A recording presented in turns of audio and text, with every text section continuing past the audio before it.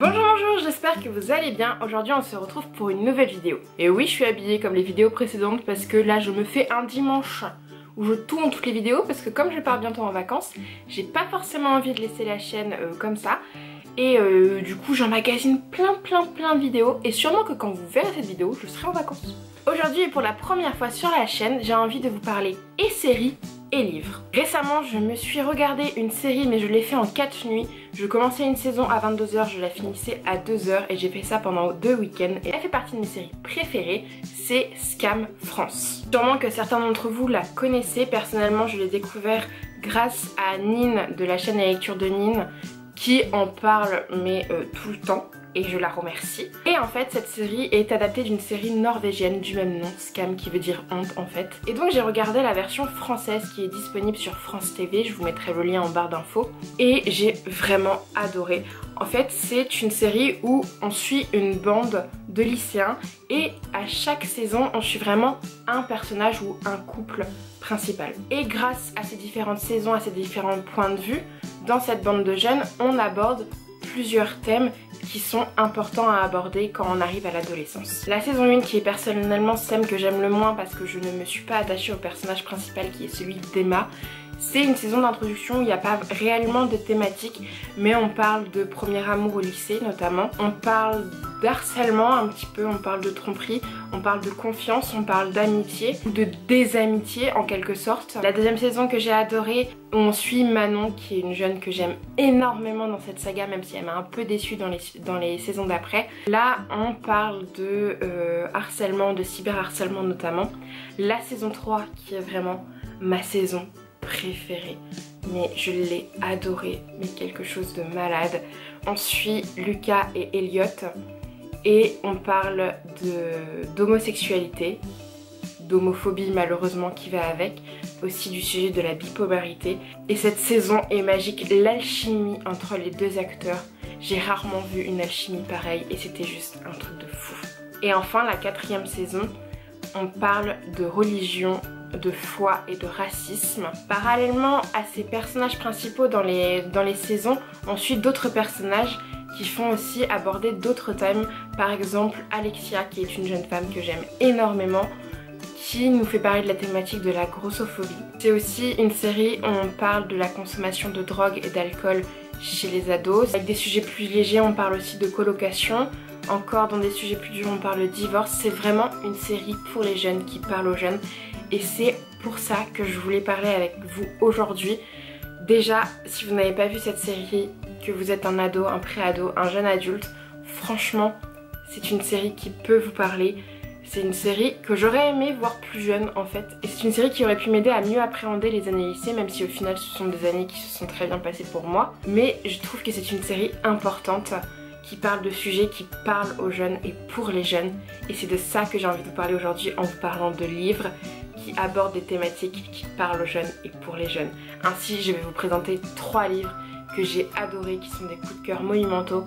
Il y en a 2 je vous ai déjà présenté et rabâché sur la chaîne et il y en a un où il faut que je vous fasse un update lecture dans pas longtemps. Mais ces 3 livres, si vous avez aimé la série Scam, si vous souhaitez la découvrir, si c'est de thématiques qui vous parlent, lisez ces livres. Dans un premier temps et sans surprise, j'ai envie de vous parler de La Lune est à nous de Cindy Van Wilder, publié aux éditions Scrinéo. Ce livre c'est un bijou, c'est une bouffée d'air frais, c'est un livre qui selon moi devait être prescrit avec les manuels scolaires à l'école et qui doit être lu par les adolescents pour mieux appréhender les années lycée qui peuvent être des années difficiles. Dans ce livre on suit 2 jeunes personnages, Olive et Bouboule. Olive est une jeune adolescente noire et grosse, je reprends les mots de l'autrice. Bouboule est un jeune homme qui est gros et gay, je reprends encore une fois les mots de l'autrice. Et dans ce livre, ces 2 jeunes donc qui vont faire face à du harcèlement, du cyberharcèlement, du racisme, de l'homophobie, vont se battre pour décrocher la lune.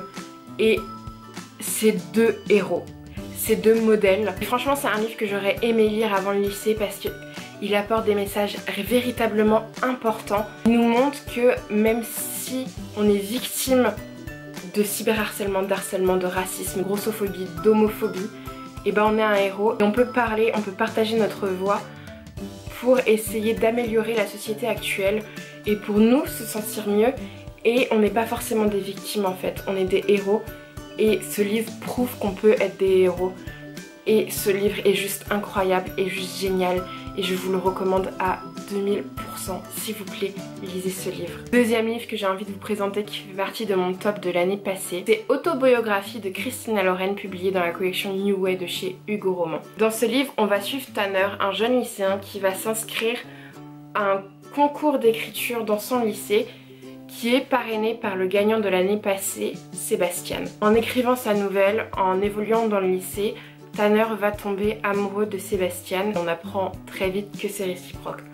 Le problème, c'est que Sébastien est mormon et dans cette religion, l'homosexualité n'est pas acceptée. Dans ce livre, on suit donc la relation amoureuse entre deux jeunes hommes qui n'assument pas encore totalement leur homosexualité et en même temps, c'est une question de foi et de religion. Ça aborde des thématiques vraiment hyper importantes.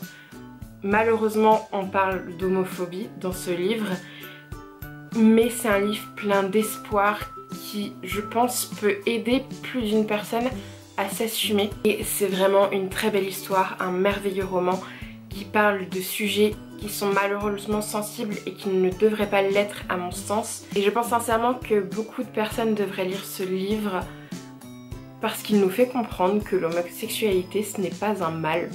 C'est juste deux êtres qui s'aiment au même type qu'un homme et qu'une femme s'aiment. C'est la même chose en fait, c'est juste deux personnes qui sont tombées amoureuses et elles sont du même sexe et alors en fait, il n'y a aucun problème. Le dernier livre que j'ai envie de vous parler, c'est celui dont je vous disais que je vous ai pas encore parlé sur la chaîne, c'est Les 1000 visages de notre histoire, écrit par Jennifer Niven et publié chez Gallimard Jeunesse. Ce livre est un bijou. Dans ce livre, on suit Libby et Jack, deux adolescents. Jack est un garçon hyper populaire dans le lycée, mais il cache un énorme secret que seule Libby, l'adolescente la plus grosse d'Amérique, va réussir à découvrir. Et ensemble, ils vont se lier d'amitié et ils vont réussir à passer une année de lycée ensemble et ils vont s'aider, s'entraider. Et c'est juste un livre magnifique qui parle notamment du regard des autres, de la grossophobie. Et autant vous dire que le regard des autres, quand on est un adolescent, c'est très important parce que quand on est enfant et adolescent, on n'est pas forcément tolérant avec la personne qu'on a en face de nous. Franchement, on sait être méchant. Et c'est horrible pour ces personnes qui se sentent agressées, menacées par de tels propos, que ce soit de grossophobie, de racisme, d'homophobie ou autre. C'est juste une période qui peut être horrible, l'adolescence. On peut être horrible entre nous. Et ce livre prouve qu'on peut avoir l'espoir en l'humanité parce que Jacques, au début, c'est vraiment un petit con. Et il ouvre les yeux et son évolution est vraiment merveilleuse. Et si tout le monde pouvait lire ce livre, encore une fois, c'est vraiment 3 livres que je conseille à tout le monde. Ce livre, c'est un message d'espoir. C'est un message qu'on peut réussir à devenir la personne qu'on souhaite être. Et d'un côté, c'est aussi un merveilleux message de la part de Libby parce que certes, c'est l'adolescente américaine la plus grosse du monde et elle s'assume. Et c'est d'une beauté sans nom. Enfin, moi je trouve ça très beau, les gens qui s'assument.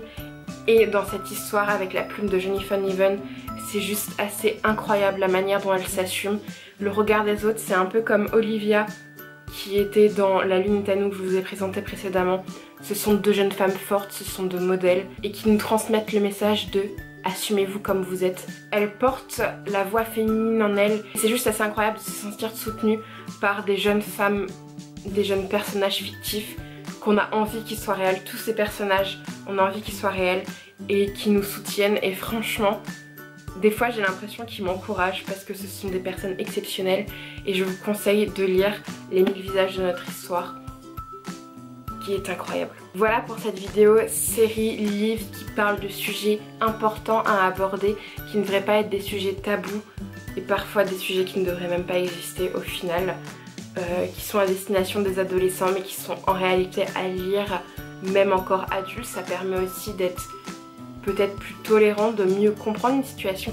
Si vous êtes parent d'adolescents ou de futurs adolescents, je pense aussi que ce sont des livres à lire pour mieux comprendre la vie au lycée qui n'est pas toujours simple Et ces sujets à aborder, ce sont vraiment des sujets réellement importants, d'autant plus de nos jours je trouve, avec le fait qu'on soit toutes des cibles, qu'on est tous présents, ou en tout cas on est énormément à être présents et représentés sur les réseaux sociaux, et que c'est parfois bénéfique mais parfois ça ne l'est pas, on peut être victime de ça. Encore une fois, je suis émue dans cette vidéo de parler de sujets comme ceci, mais c'est quelque chose qui me touche à cœur. C'est une vidéo que je voulais faire depuis longtemps. J'ai regardé la série Scam depuis peu et ça a été le déclic qui m'a donné envie de faire cette vidéo qui, j'espère, vous aura plu. N'hésitez pas à interagir en commentaire, à me dire si vous avez vu la série, quelle est votre saison préférée, à me dire si vous avez lu ces livres, à m'en conseiller d'autres qui parlent de thématiques importantes pour des lycéens, des étudiants, des collégiens. N'hésitez pas à me suivre sur mes autres réseaux sociaux, tous les liens sont en barre d'infos. Sur ce, je vous dis à la semaine prochaine et je vous fais plein de bisous.